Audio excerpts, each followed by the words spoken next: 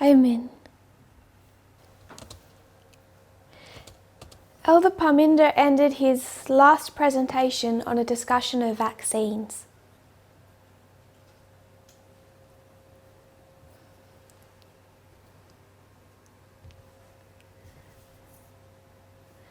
I just wanted to make one point.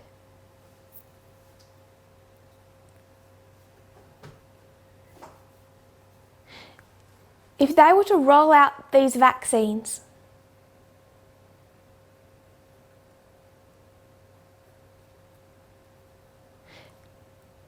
they vaccinate 50% of the American population.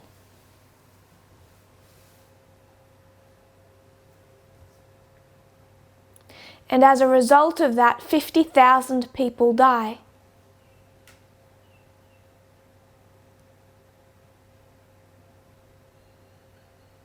So they're mass rolling out vaccines and people are dying all around you.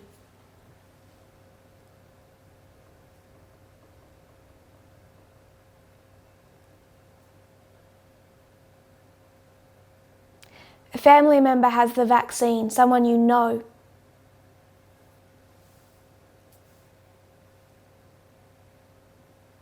They die. Would you take that vaccine? You should. Science tells you yes. Logic tells you yes. The only things you're fighting are conspiracy theories and emotions.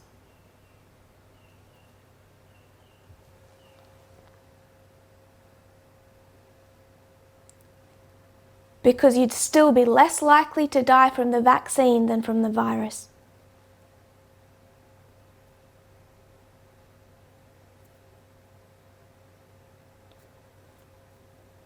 But you know there's a problem in the movement still with either conspiracy theories or emotions.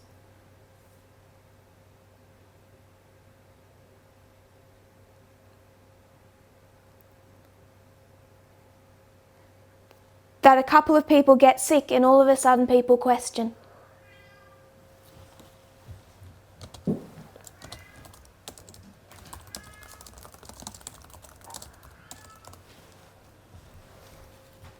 Deaths in America from COVID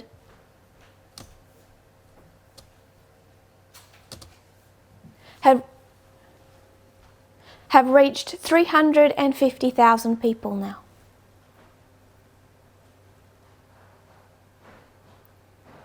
If this vaccine starts killing thousands of people, it's still safer.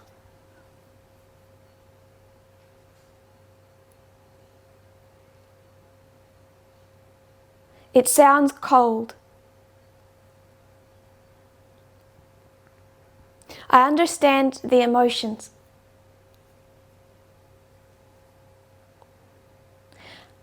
I had my vaccines last year.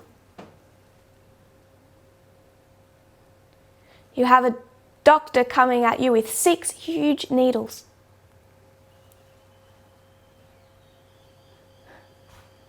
Six of them.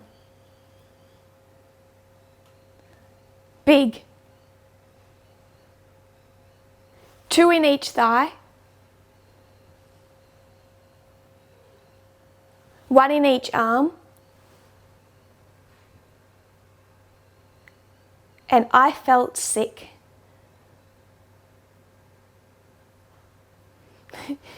It hurts. But I knew that not just logic,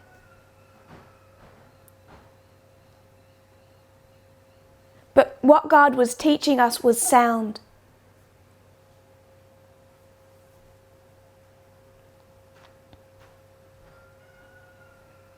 I didn't build up my immune system and just hope I don't get it.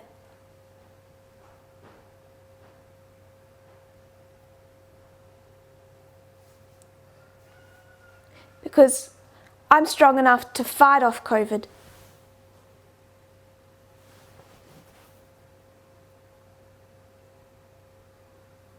But if we understand the science now, and we all should,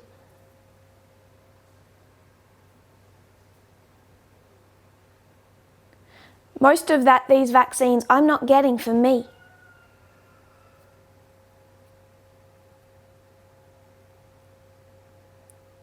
I'll be getting that vaccine for my grandmother's sake.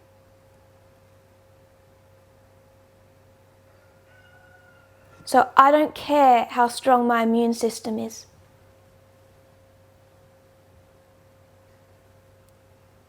Whether or not I think I can fight it.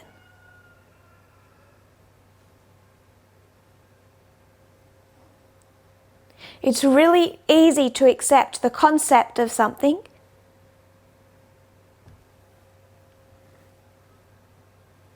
but anytime God gives us a concept, He then gives us a test on it.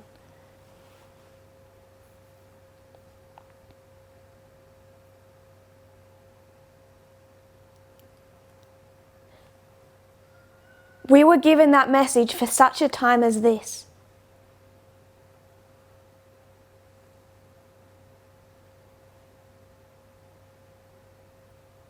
And it combines also with the message of empathy.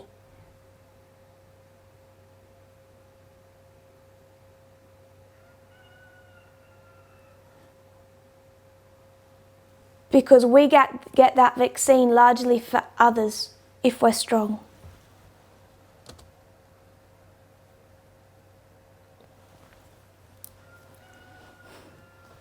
I just wanted to add those thoughts.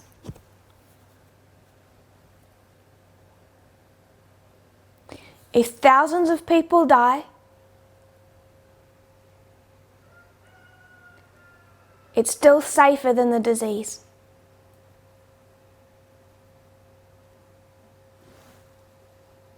We've been prepared. So back to my material. I had a message from a dear friend a few hours ago.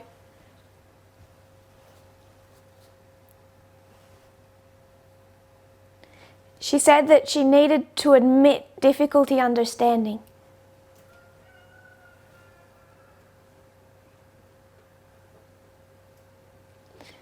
She needed to admit she had to study these presentations multiple times.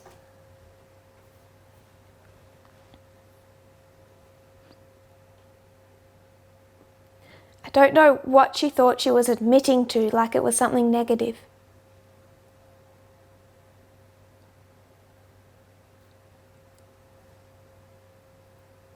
We were directed to look at Protestant history 8 months ago.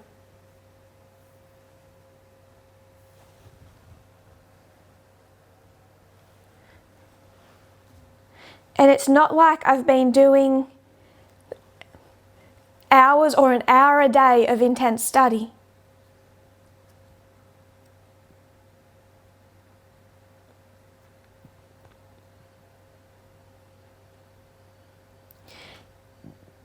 But I have been trying to understand for 8 months now.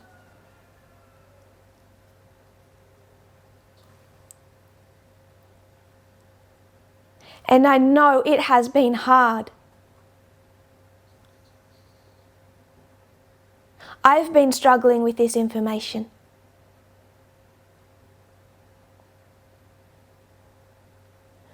So please do not think it's something negative to struggle or to rewatch.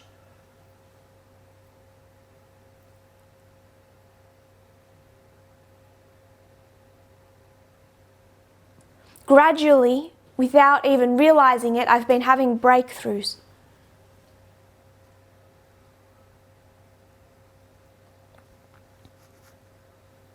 Stumbling across this document was a major breakthrough.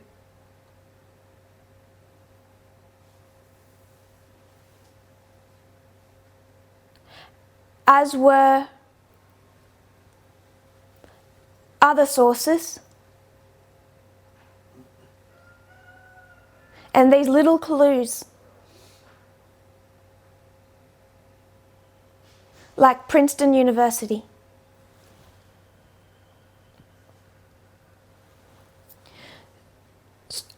I'm not even sure of all of the impacts of these studies.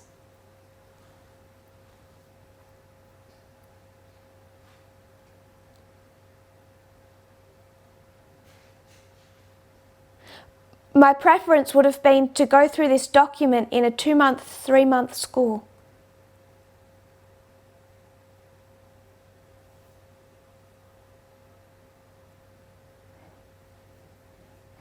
To have a class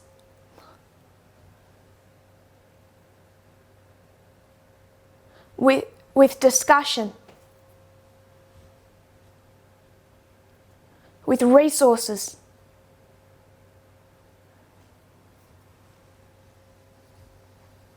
with this document,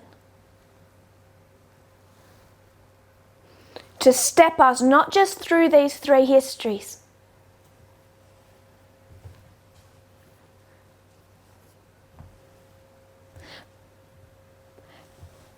but all the history that links them.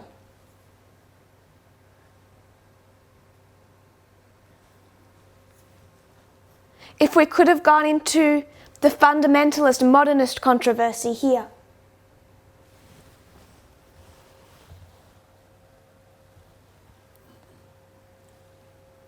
how they disagreed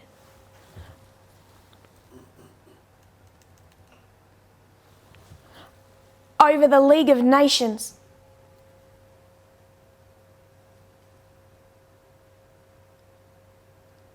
the precursor to the UN.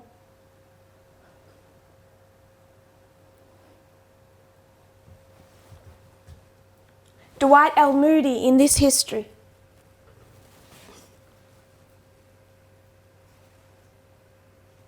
The Moody Bible Institute.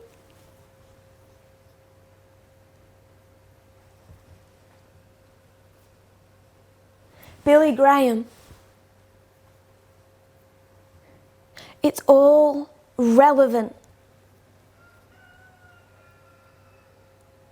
And to do that in a class would have been wonderful.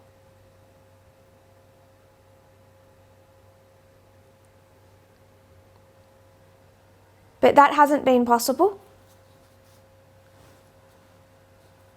So instead of a 2-month school, we're trying to do it in 6 presentations.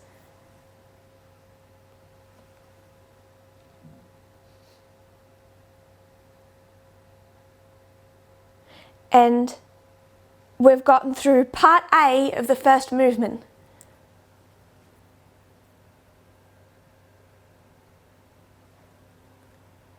But I would suggest it's this first movement that we need more than anything to understand.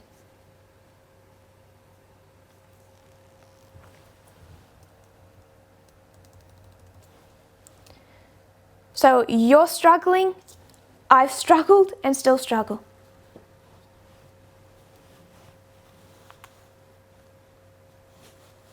But already some things are becoming clearer.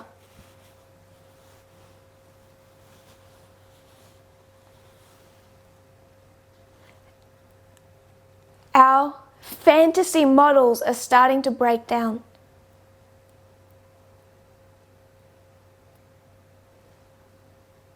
And the breaking down of those fantasies is having a direct impact on how we view our present history and the future.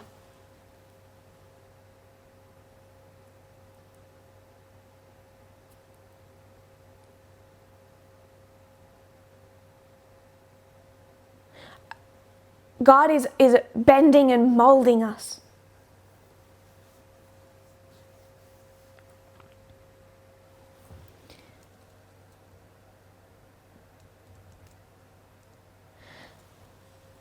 It's not my purpose to discredit the Reformation.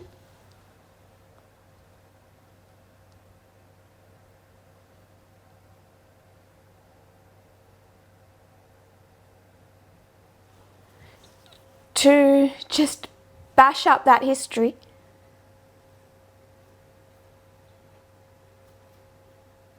And the reformers who fought sometimes died for their faith.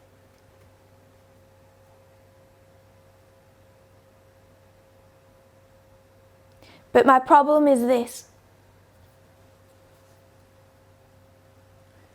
We have an external example right now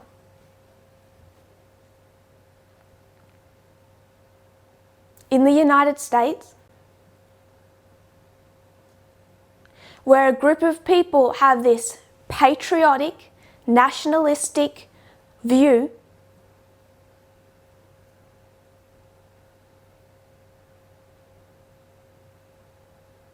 of their law enforcement,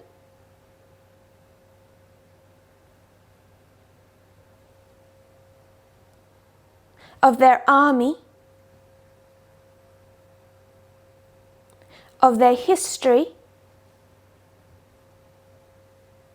and historical leaders.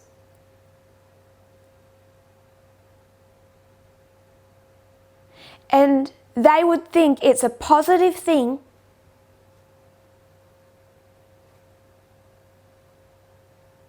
to raise their little children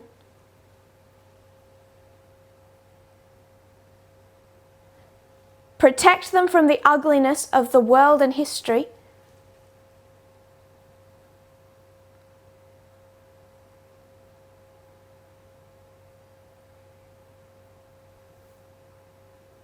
and creating those children a fantasy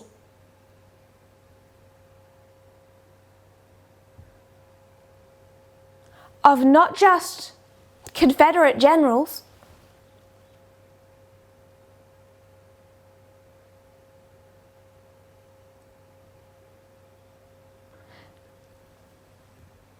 but a terrible racist man known as Abraham Lincoln.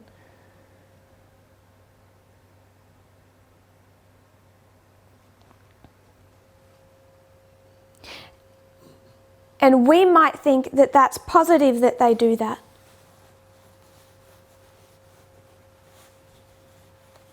But these fantasies are dangerous.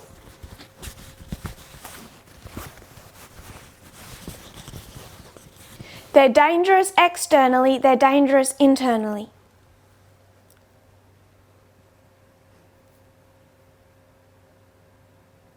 They have fantasies about their history, we have fantasies about not just our history, but Protestantism.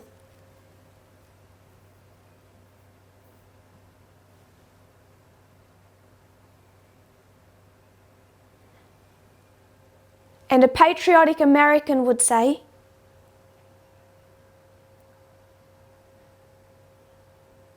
don't go back into history. It's enough that Lincoln freed the slaves.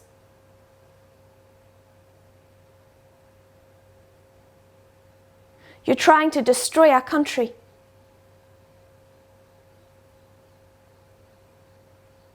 This will hurt our children.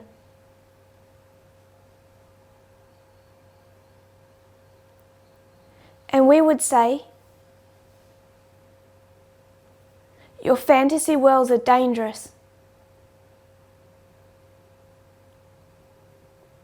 And you're creating children with a broken worldview.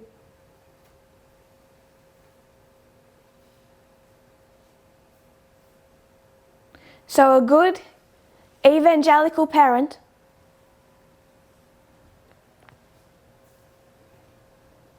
they'll do that with history. Then they'll take their little boy, say, we're going to teach you a Bible story.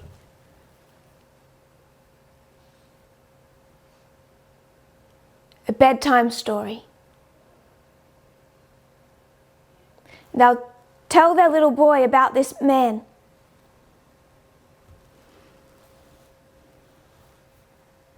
This half-human evil beast.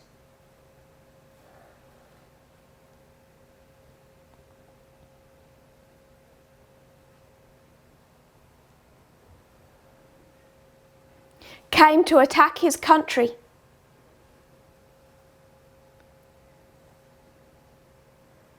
So this little boy took a stone,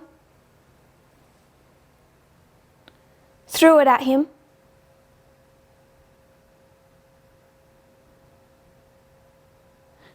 knocked him down,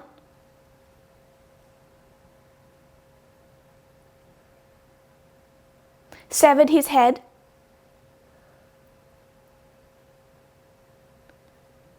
and showed everyone.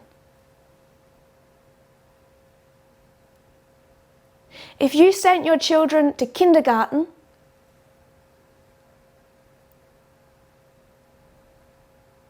and they taught made-up stories of that model,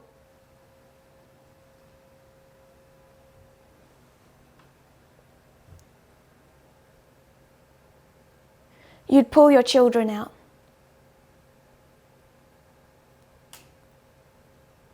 So through the Russian Orthodox Church in Russia,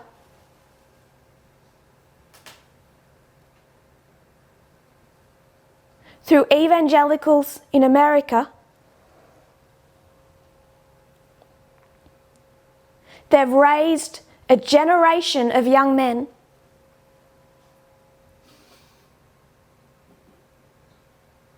that when someone challenges their family or their country,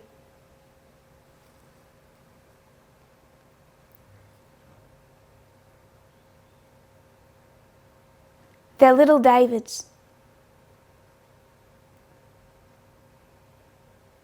with assault rifles.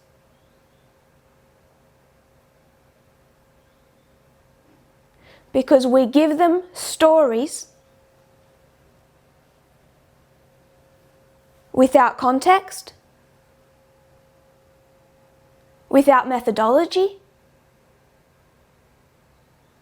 and we raise little Rachels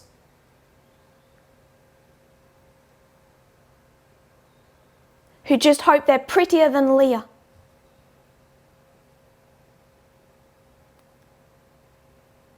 And little Davids. I grew up around little Davids.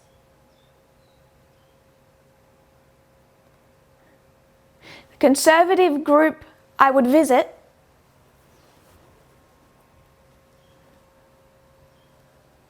would play the following game.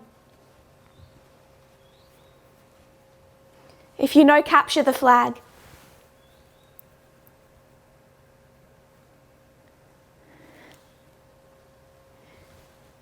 You have two teams, and it's really just like a massive game of tag.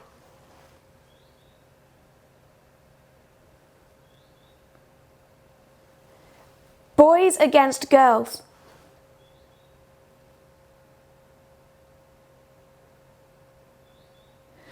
The boys would have to catch the girls, or the girls catch the boys.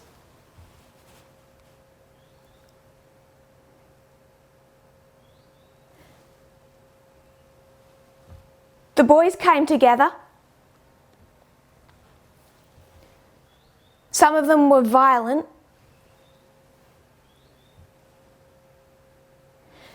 They all came in head-to-toe camouflage.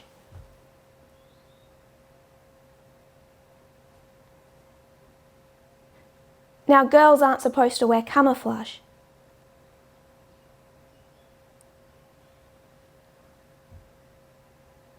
Yes, little children. The boys are all given walkie-talkies so they can communicate as a team.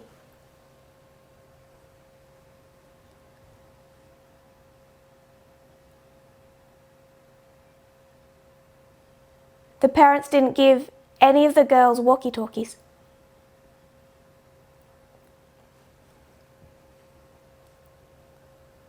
And the game for the little girls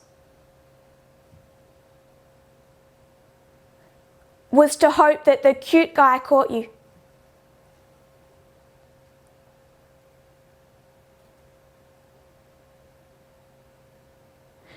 Because the rules were you weren't meant to win.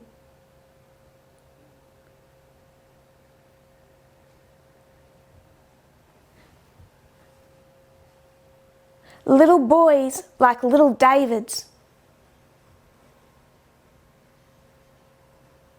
You wonder why there's a gun culture.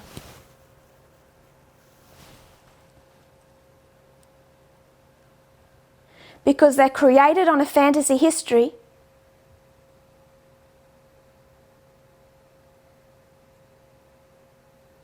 and so-called children's stories from the Bible.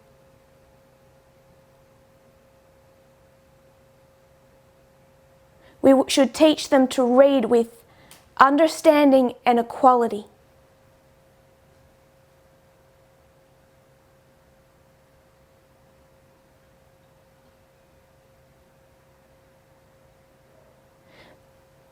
That's my introduction to a discussion about the Reformation.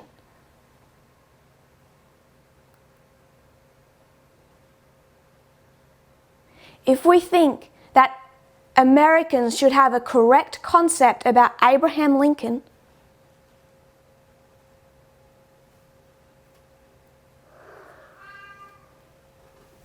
we should have a correct understanding of Martin Luther, John Calvin, and John Knox.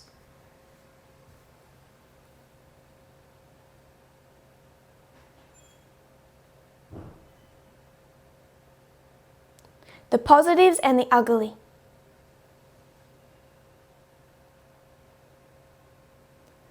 Because fantasies are ugly externally, they're ugly internally.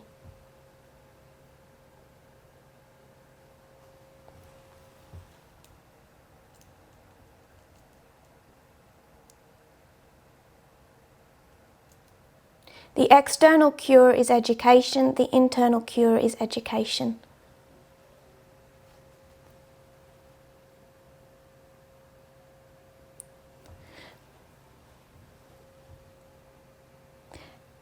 In the history of the Reformation, Martin Luther was that first great theologian.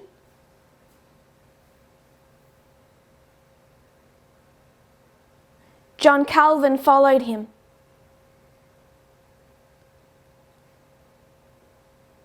So you had Martin Luther, then overlapping John Calvin.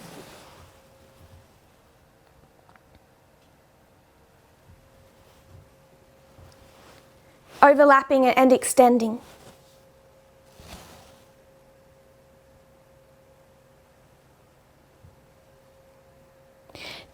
John Calvin,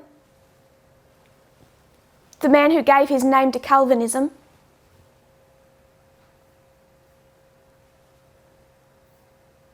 he's based in Geneva.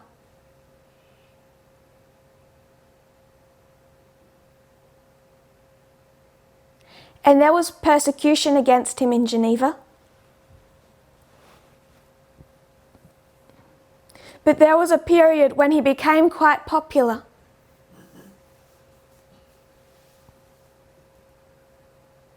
And where the state accepted his theology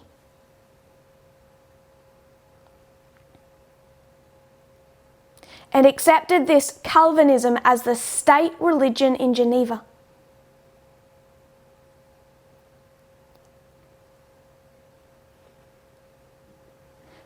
This happened for about 5 years.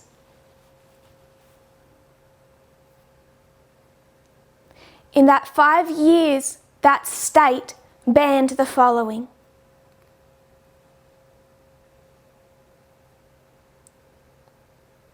you were not allowed to own Catholic things such as rosaries or relics.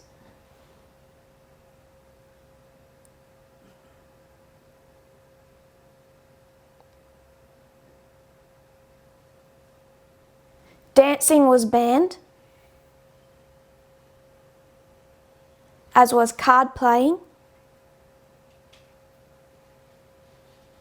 Naming your children after Catholic saints.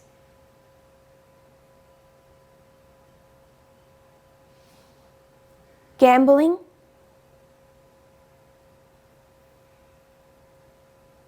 Any musical instruments.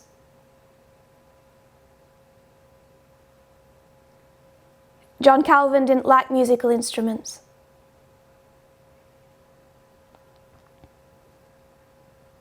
So all instruments were banned in the state of Geneva.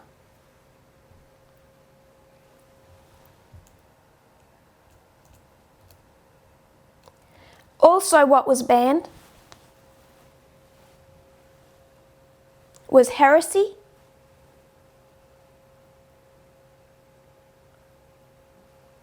or speaking badly of the clergy.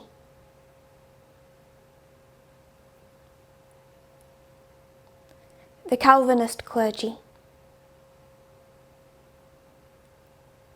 In those 5 years, 58 people were executed.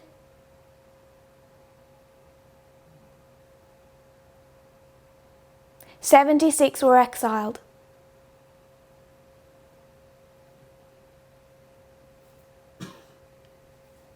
Now, a strict Calvinist would fight you on that.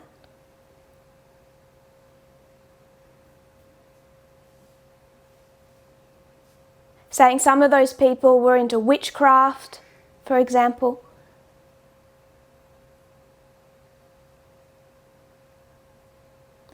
But they have excuses. But there was one man, Michael Servetus.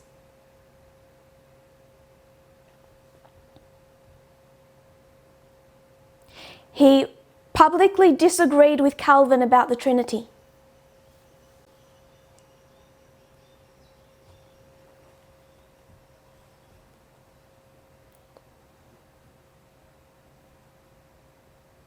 They had an extended theological fight.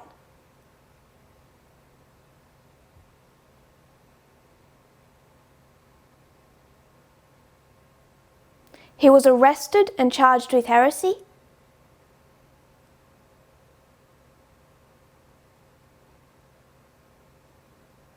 And burnt at the stake,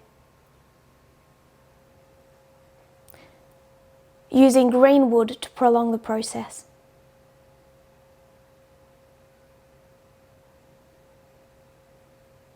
John Calvin supported the decision to execute him.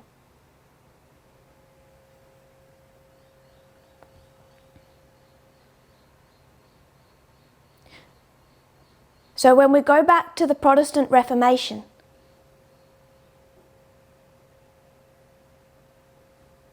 they did not support the separation of church and state as we would understand it.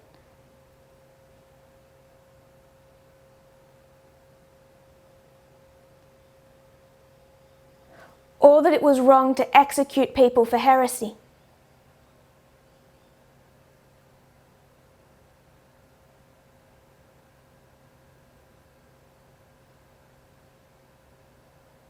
Their argument is, we're not the heretics, you're the heretics.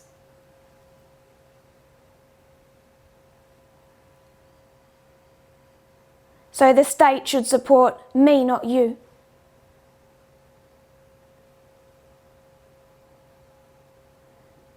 The defense of Servetus' execution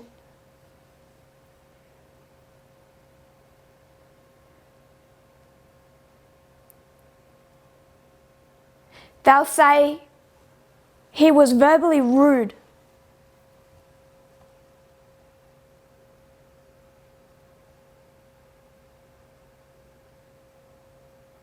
He interrupted Calvin's sermon.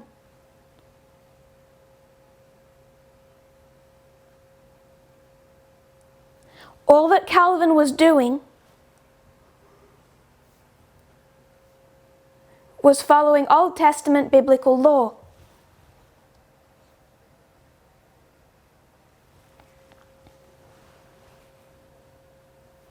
As if that's an excuse. So yes, they still try and defend his execution.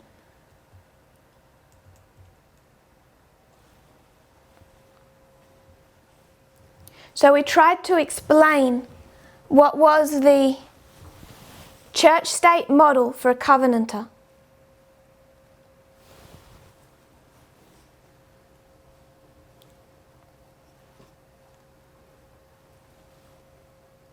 We used people.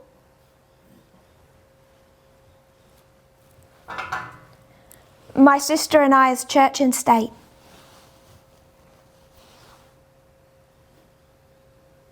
We made Sister Tamina Christ.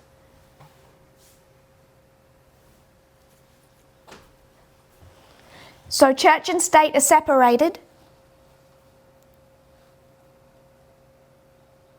Church does not control state, state does not control church.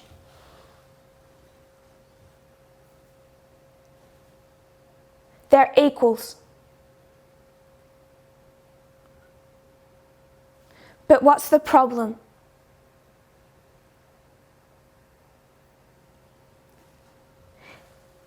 Can I as the state directly communicate with Christ?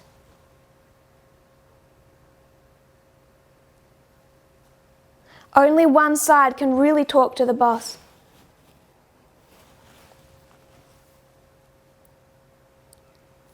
So the boss communicates with the church,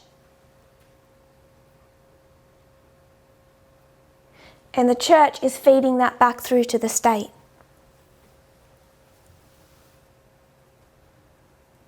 So this is how church and state worked for the Covenanters.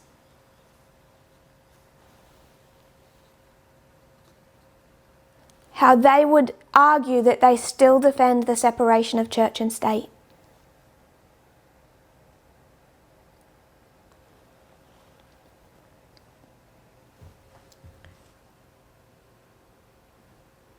John Knox visited Calvin in Geneva.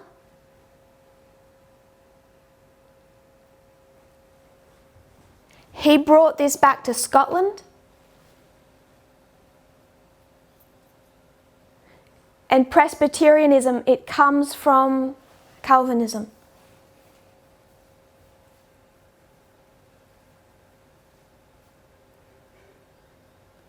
As do the Baptists and the Puritans.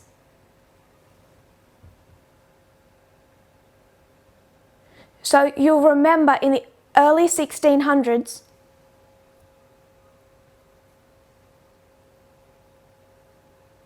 American Puritans in the colonies had inseparable church and state.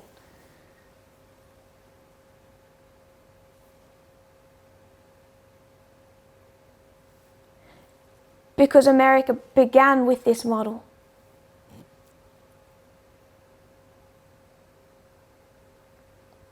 Coming from the Puritans and through Calvinism.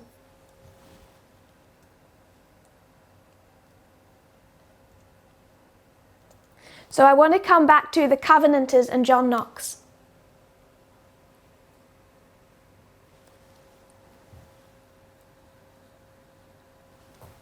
If you're a translator, you should have open the document that was posted in the translation forum.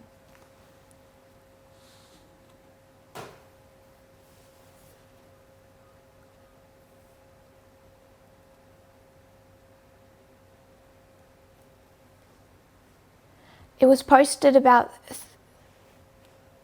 I think it was maybe yesterday for you.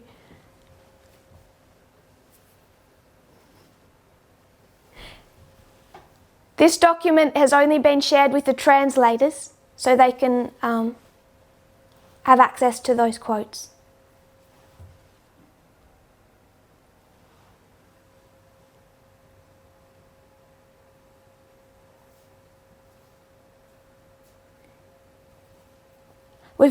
We've used that document yesterday, so we're a fair way down. It should be titled John Knox.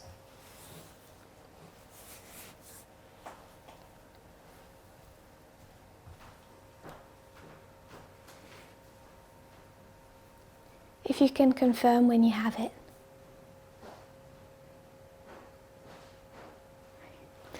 And the part about John Knox.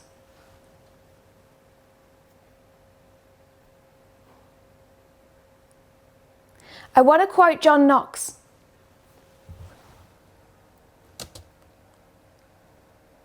See, on top of church and state, John Knox had another problem.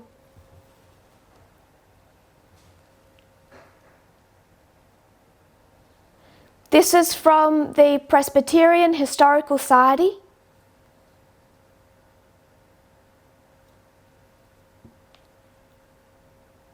The Presbyterian Historical Society.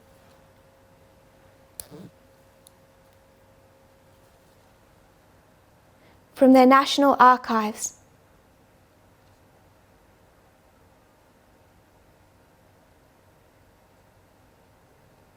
The problem that John Knox also particularly had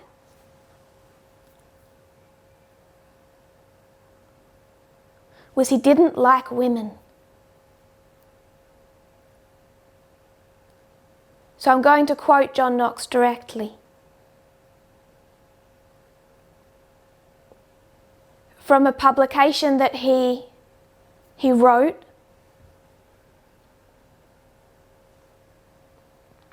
titled "The First Blast of the Trumpet Against the Monstrous Regiment of Women."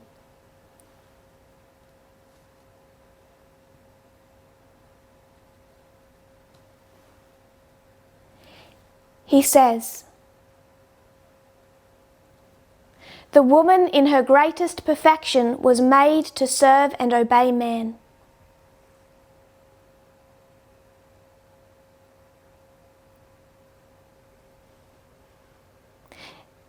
Nature, I say, paints women further to be weak, frail, impatient, feeble, and foolish.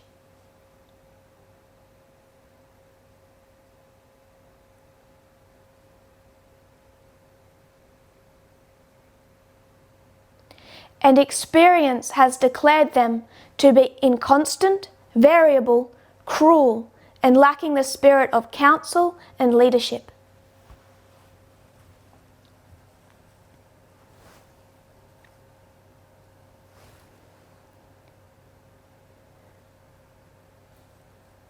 This is just one quote. He wrote a whole document.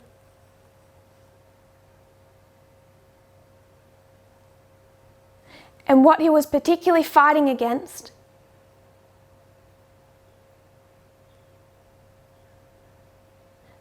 I know someone has smiled, but I don't think we should be making joke of this.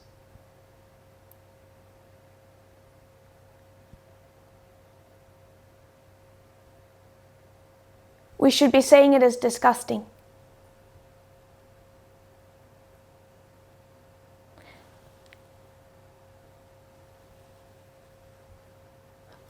One of the main problems he had was that there were 4 ruling queens in that history.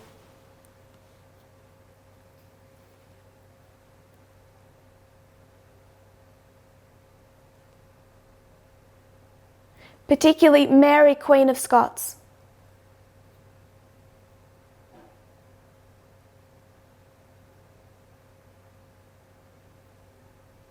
So he's saying that women should not rule.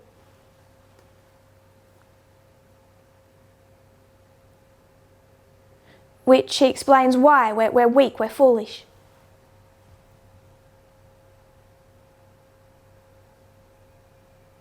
He was so... He continued this attack for so long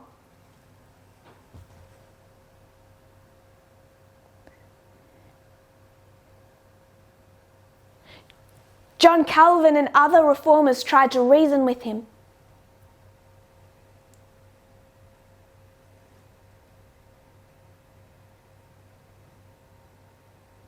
And say, sorry, look to Deborah.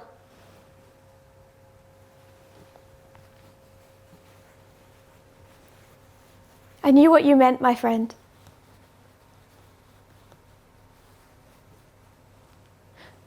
But I still think we should be careful.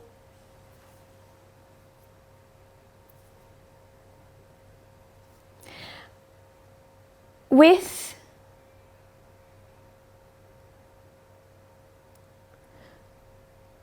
those 4 ruling queens,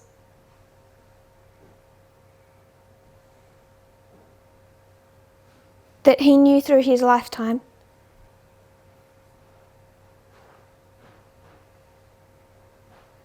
his attacks were so constant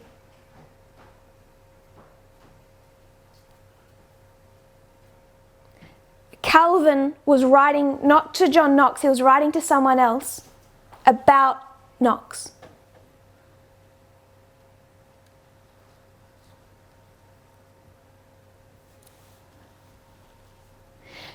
Calvin, writing about Knox, says the following: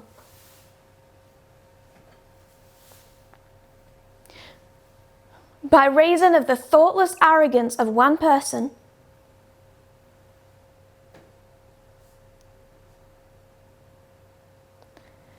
these persecuted Protestants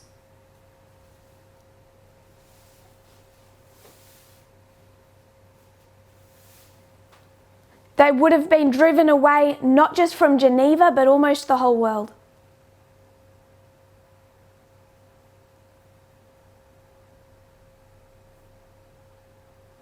So Calvin is saying that Knox is vastly increasing the rate of persecution,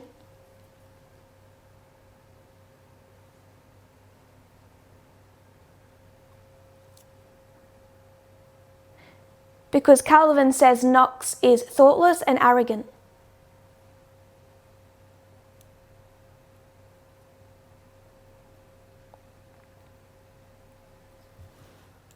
That Mary, Queen of Scots,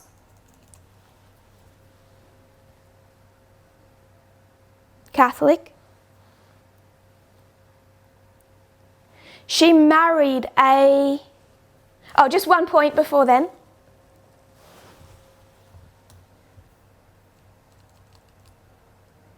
If John Knox thought that women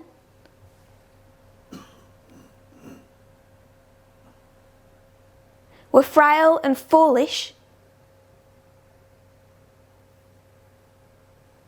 perhaps when he was in his mid-50s, he shouldn't have married a 17-year-old girl.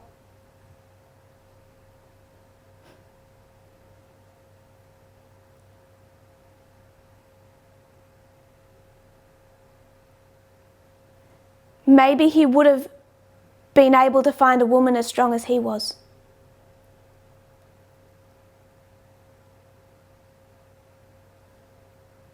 He was about 54, she was 17.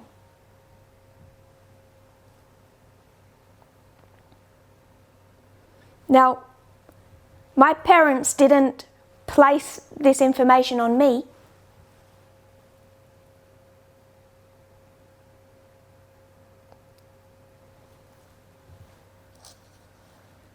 But when I was about 15,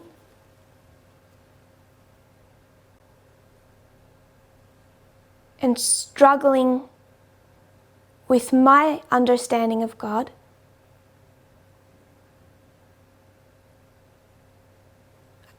I searched for answers in a fairly extensive Christian library.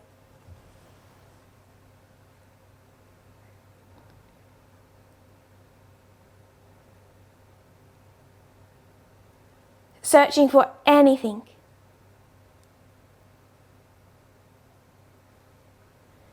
And what I pulled from the shelf and decided to read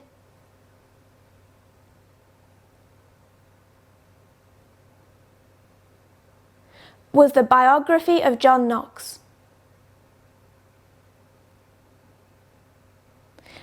Let me summarize in saying it did not help me.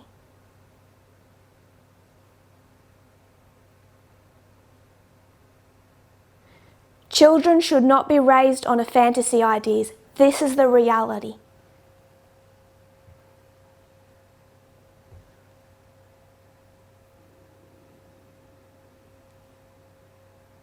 Even if it hurts.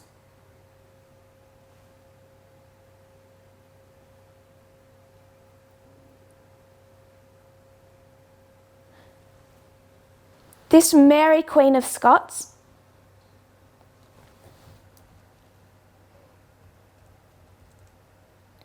she married someone, much like the Queen of England today. She's the one in line for the throne.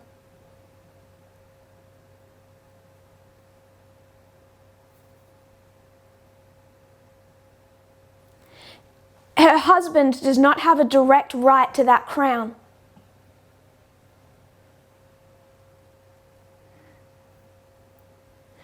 If the Queen dies today, her husband does not become king.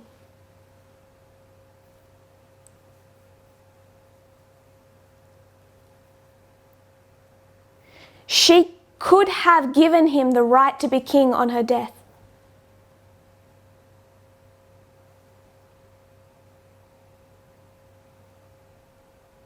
She refused, and he doesn't like that very much.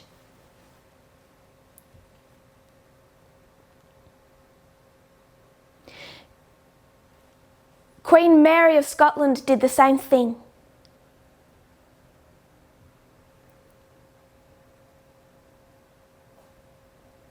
She married a man who's described in history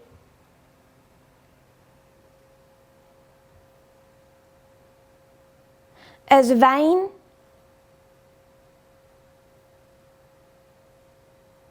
arrogant, unreliable, and a violent alcoholic.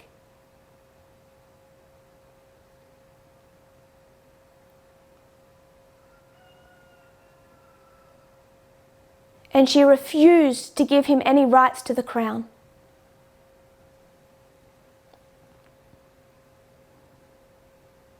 She was pregnant. There was a rumour that the father of the unborn child was her secretary, not her husband.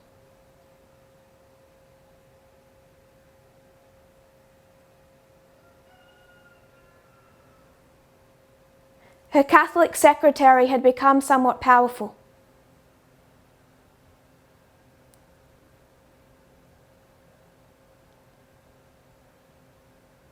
Her husband, being jealous,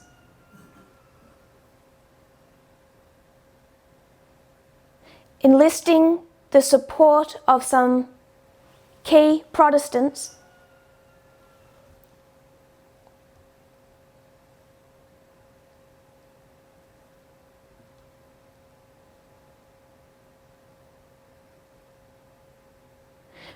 broke their way into her quarters where she was working with her secretary,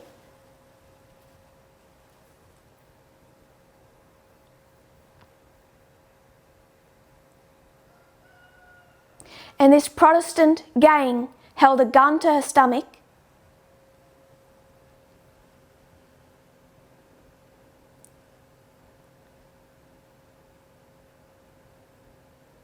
and forced her to watch while they stabbed her secretary 54 times.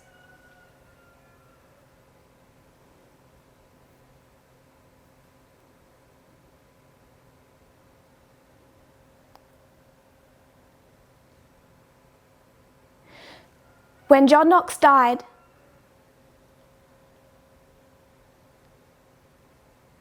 his widow married the man that was holding the gun to her stomach.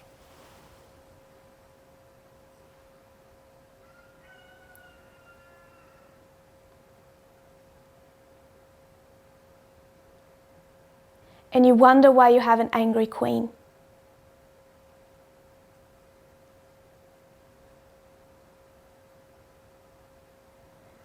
Because you see, they're all friends, it's the same circle.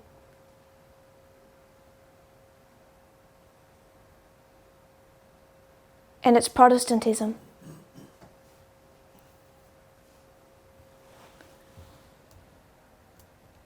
We cannot afford to have a fantasy idea of John Knox or to raise our children on one.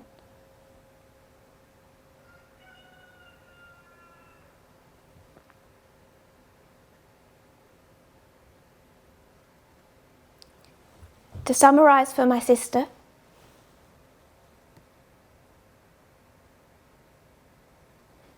when John Knox passed away, his widow married again.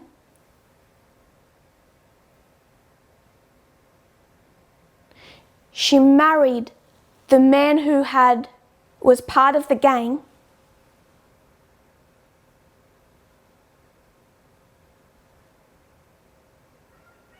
Of leading powerful Protestants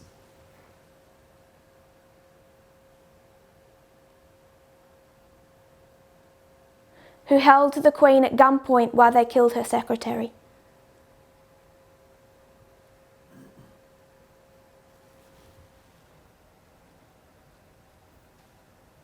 The man believed to be holding the gun.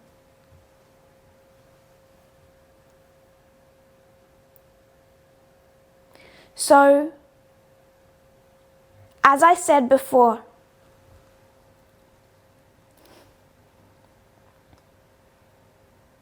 I'm not trying to just bash the Reformation.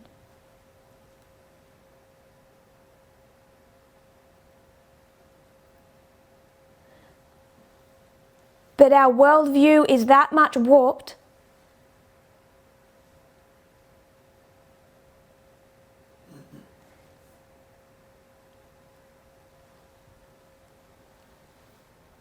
our discussion when we engage with people about history is that much damaged.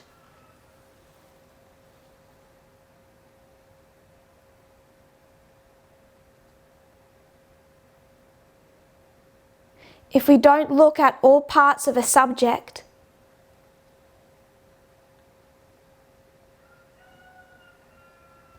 instead of what I have called a fantasy construct.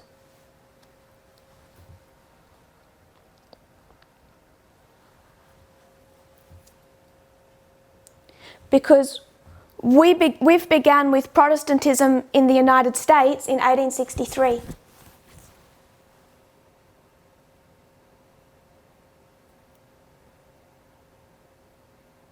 And I think we could make the argument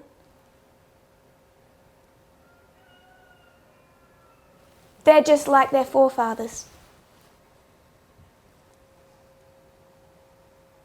Protestantism went off the rails quite early.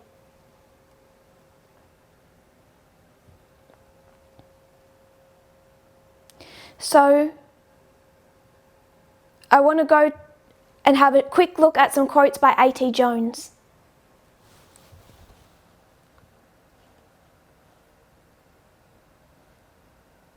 It's in that document.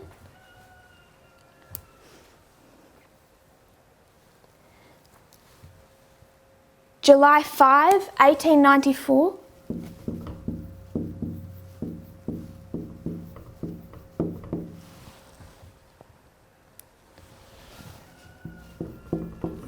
A.T. Jones, American Sentinel.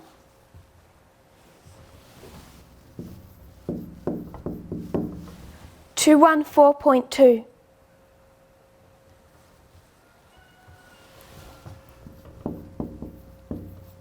Then we will read from August 1st,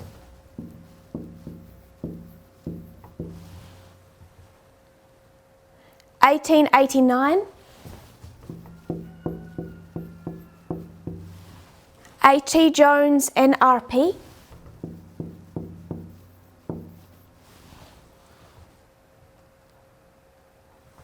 .10.1.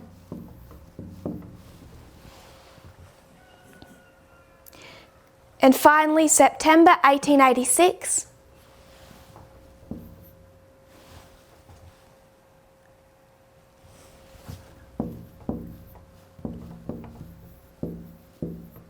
A.T. Jones, American Sentinel, 69.1.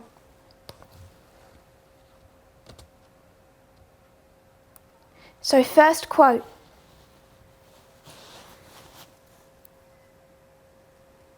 Just picking up one thought.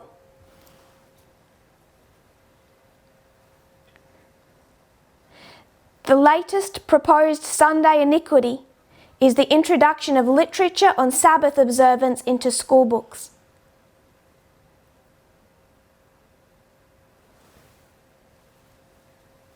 It isn't? Sorry. It's only 2 sentences, so we might just paraphrase, if that's okay. He's talking about the enforcement of Protestant education in schools.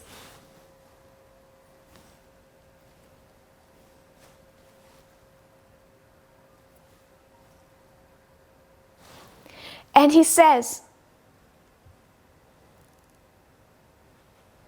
it's scarcely necessary, or it's so obvious, I don't even need to tell you that this was proposed by the Reformed Presbyterian Church.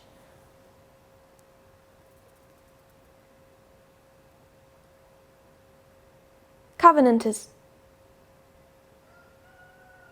So does A.T. Jones know where the threat is coming from?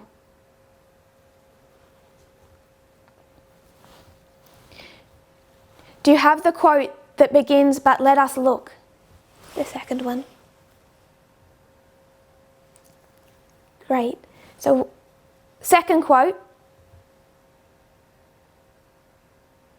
He says, "Let's look a little further.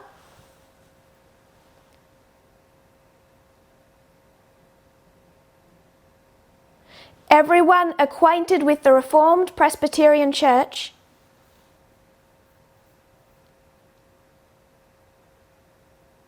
they know that it claims to be the only direct and lineal descendant of Covenanters.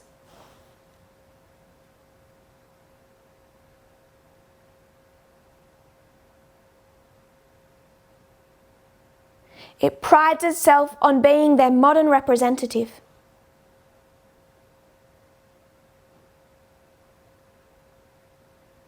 And the only conservator of genuine Covenanter principles."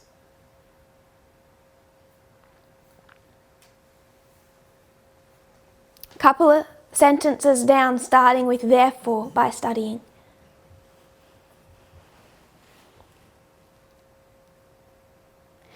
Therefore, by studying the Covenanter principles and their practical application,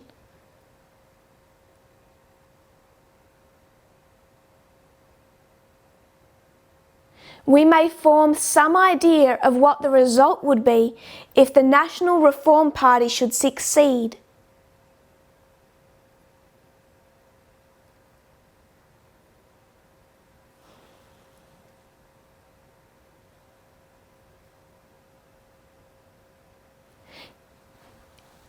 In making practical application of the principles of the Reformed Presbyterian Covenanter Church in this nation.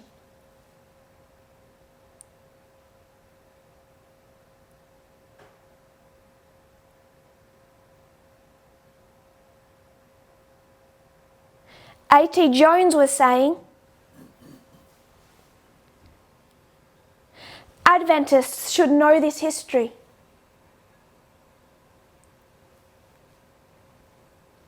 He did. Calvin, John Knox, Covenanters, Presbyterianism.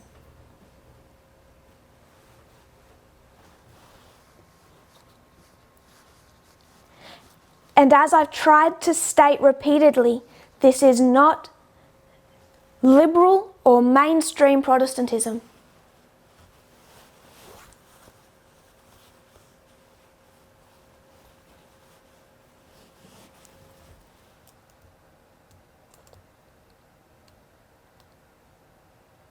Next quote.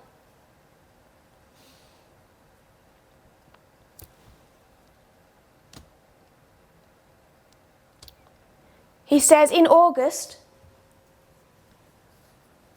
so August of 1886,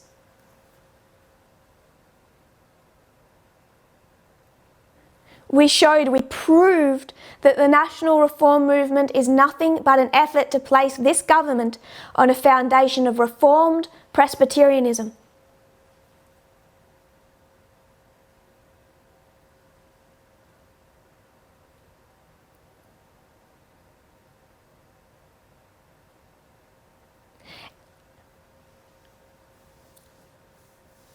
And to subject it to the distinctive principles of the Reformed Presbyterian Church.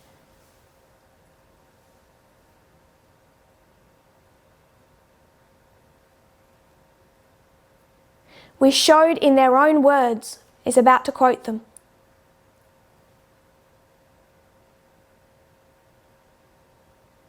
National reform is simply the practical application of the principles of the Reformed Presbyterian Church for the reformation of the nation.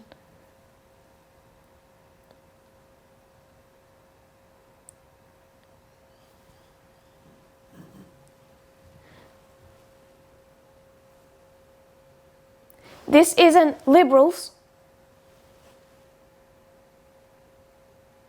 This isn't mainstream Presbyterianism.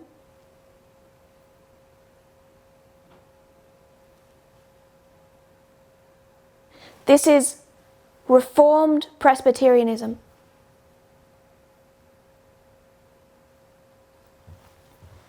The religion we're going to go to paragraph 6.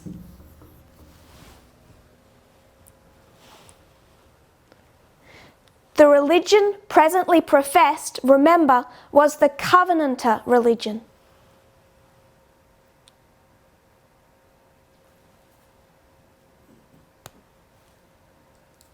And note, all opposition to that religion in doctrine or in worship, in books or in rites, was to be punished for the second fault as idolatry.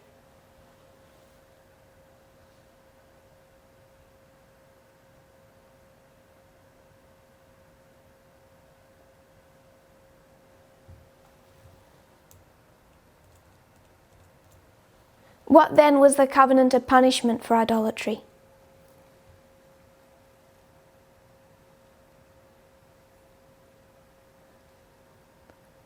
He says John Knox already told us.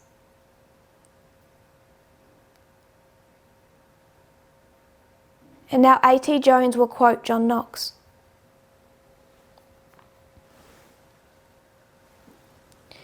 None who provoke the people to idolatry ought to be saved from the punishment of death.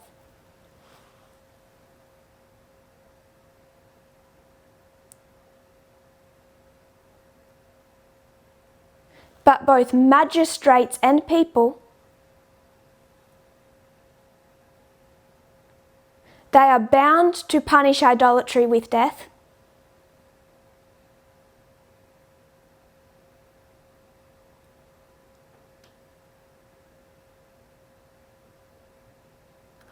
Or they will bring the wrath of God upon themselves, upon the government.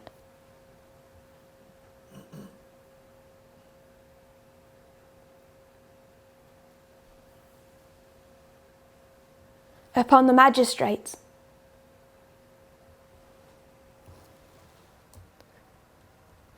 So what's A.T. Jones' view of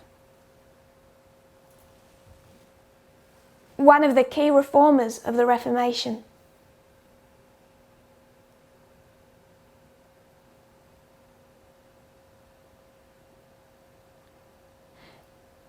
(69.10), paragraph 10, 11 and 12.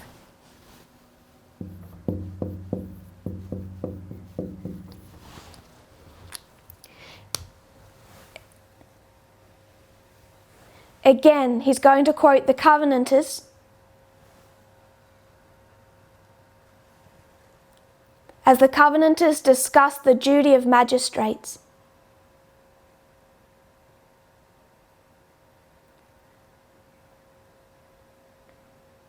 Magistrates must maintain the true religion of Christ Jesus.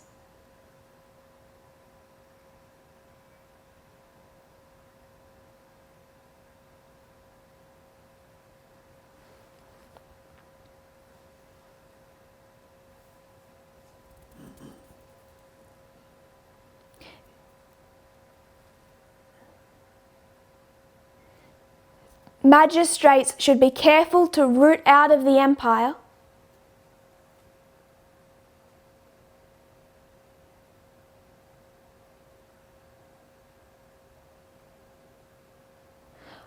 all heretics and enemies to the true worship of God.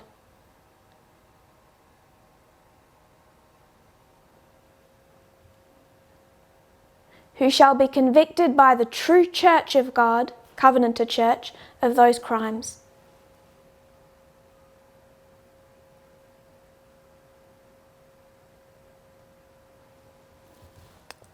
I won't read paragraph 12.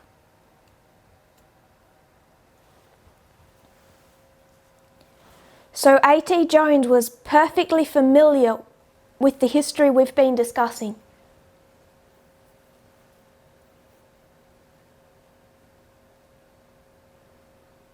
It's our Laodicean third, fourth generation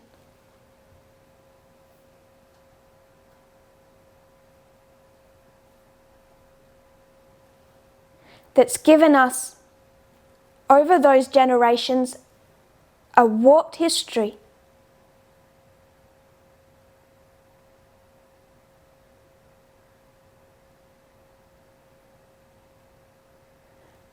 of both the Reformation and 1888.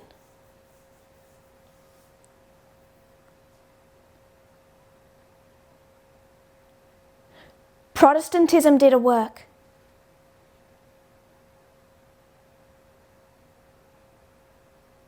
But when you consider ancient and modern Israel,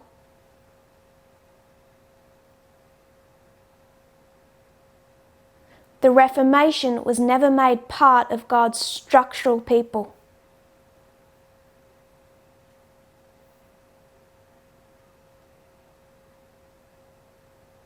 And some in the movement have asked me why that is.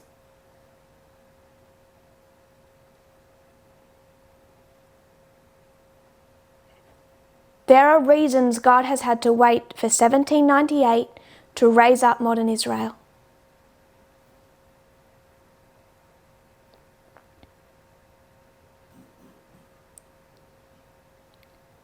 Even though he did a deliberate work through the Reformation.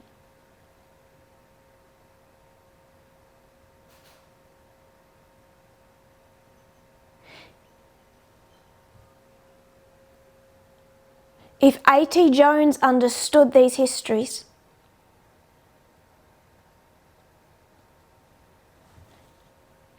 and we believe that 1 + 2 = 3,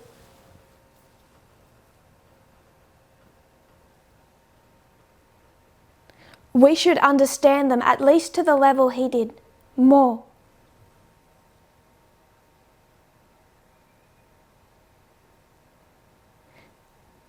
The United States has come to this point where they're being forced to look back critically.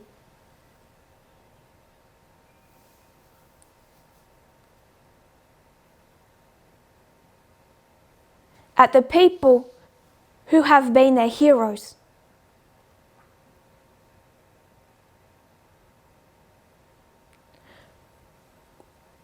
If that's the external, what's the internal?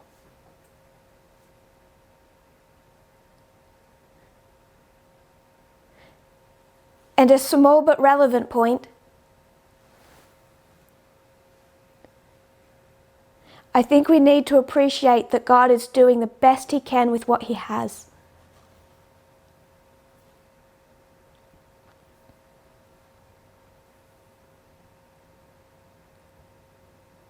With the people he has available.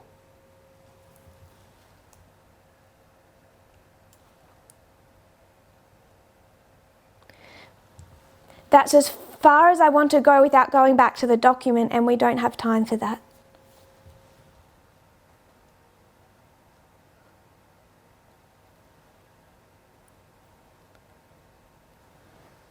But someone said in the chat earlier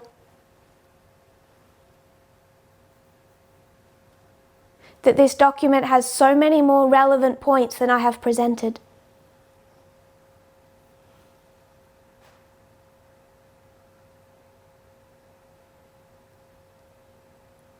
That's true. So, perhaps another time we will continue to work through some relevant points.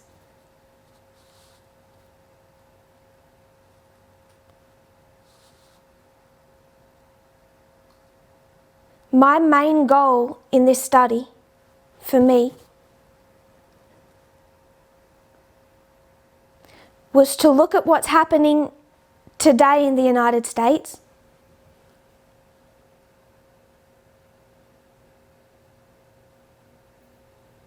can see these two sides of Protestantism,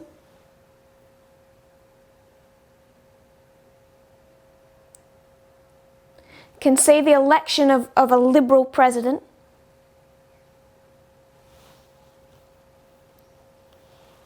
and am concerned that people lose sight of where the danger is.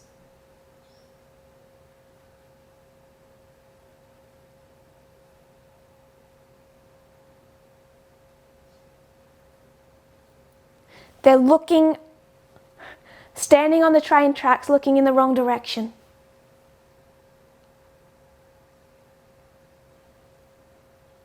And their favourite 1888 history should teach them better than that.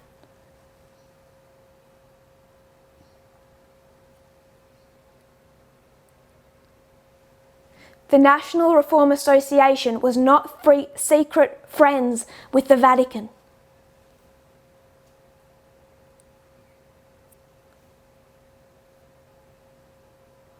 Not open or secret friendship. Those two sides are opposed to each other in 1888.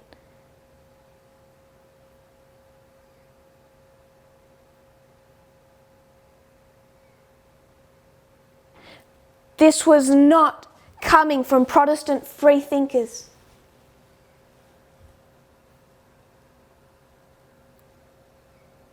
From New School or modernists.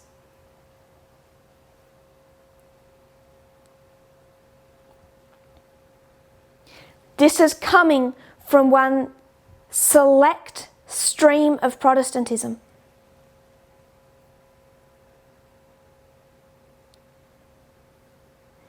If Adventists understood that alone, it would change their faith.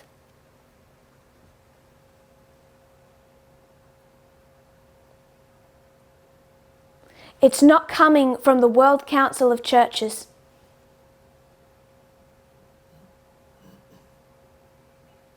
It's coming from the evangelical right.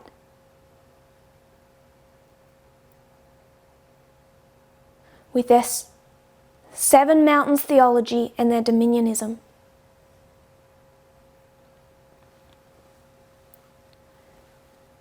But the danger for Adventism goes a step farther.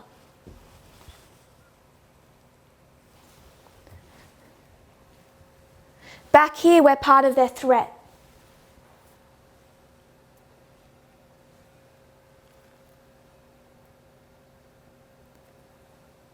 Are they threatened by Jews anymore? No. Catholics? No, as long as they're conservative. Mormons? No. Adventists? No. Because in this history, because we didn't want to be called a cult,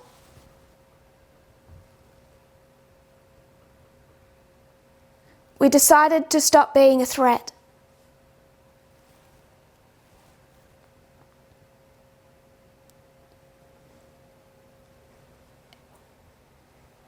And now,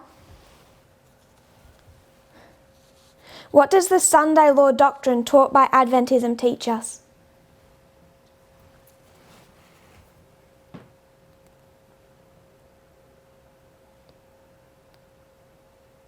I'm a standard Adventist. I believe there's a Sunday law coming.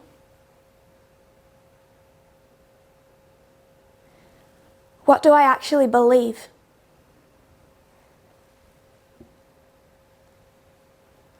I believe Biden's the bad guy.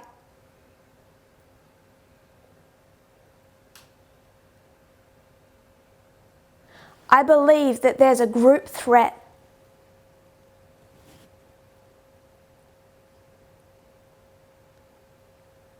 That my freedom is threatened.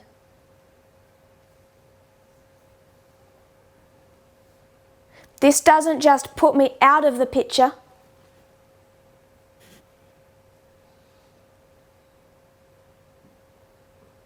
I believe there's a group threat.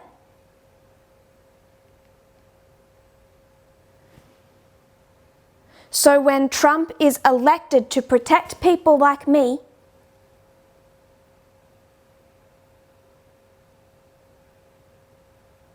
from that group threat, whether I know it or not, I am part of that Protestant movement.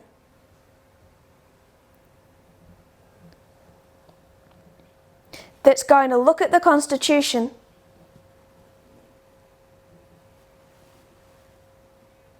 and say, protect me, a Christian, from the group threat.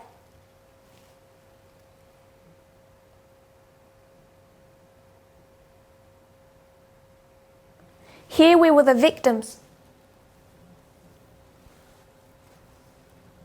We were the threat.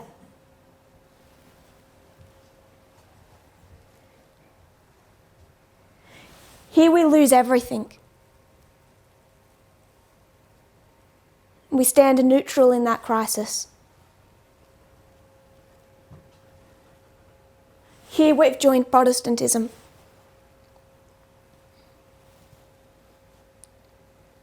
Because when we misunderstand the Sunday law, we think we need protecting.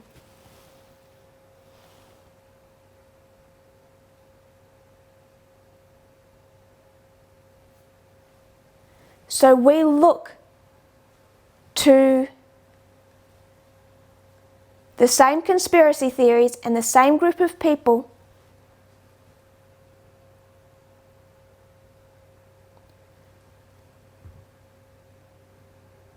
that Protestantism is saying are the threat.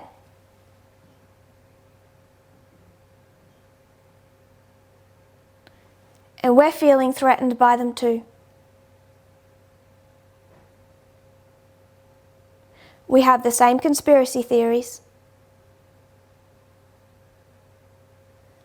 the same fear. So Adventism is already falling well before the Sunday law.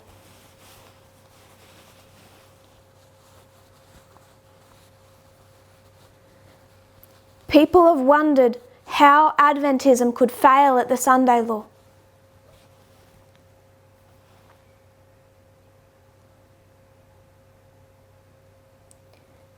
Because they're already marching shoulder to shoulder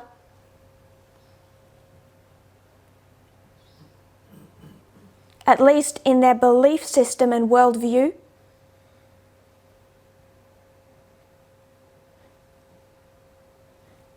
with evangelical Protestantism.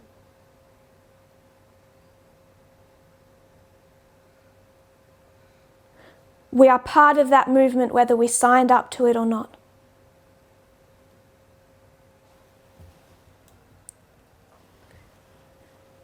That is the warning we bring to not to Protestantism, to Adventism.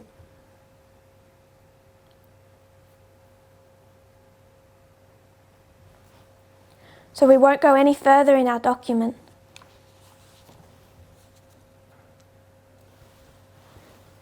But I hope that we can see how an understanding of history transforms our expectations.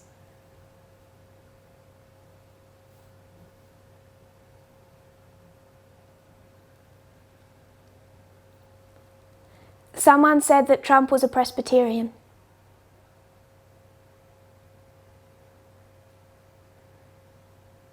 Another Reformed Presbyterian was Billy Graham.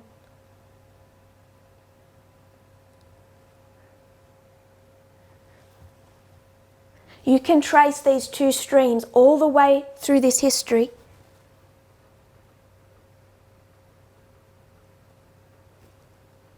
And you can link ours with theirs really easily.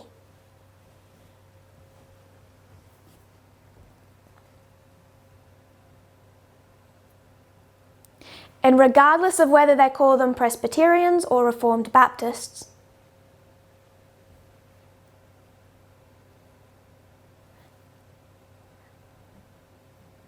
we understood that this concept of Reformed theology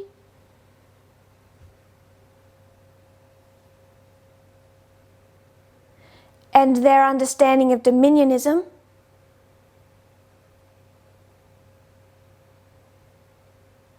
covered the conservative branch of many denominations.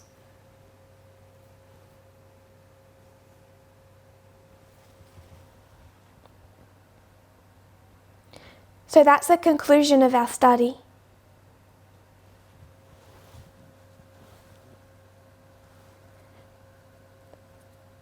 As I said, a school would have been nice.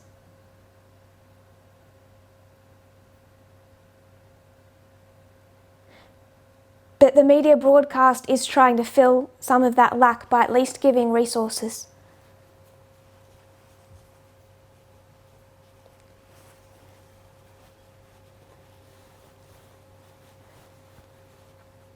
And I'm sure that we're only beginning to discuss this history.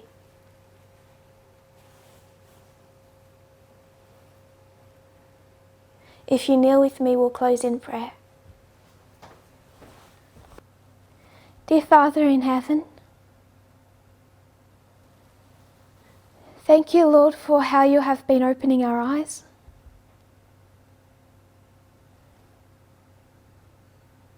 We see the danger that you have wrenched us from.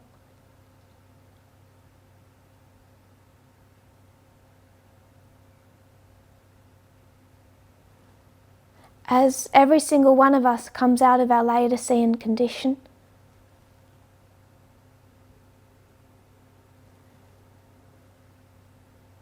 and how you have so gently led this movement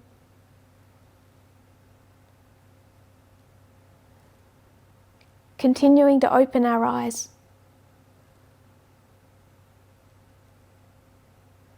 We see a little more of the danger now.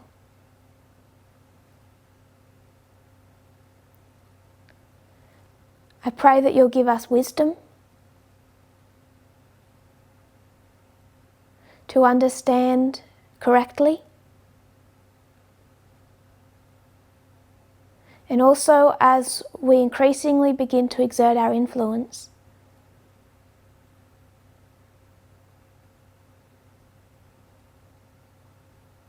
to people still blind.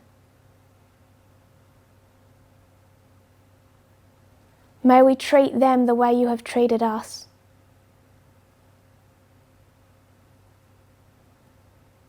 With mercy and patience. Grant us that wisdom. I pray in Jesus' name. Amen.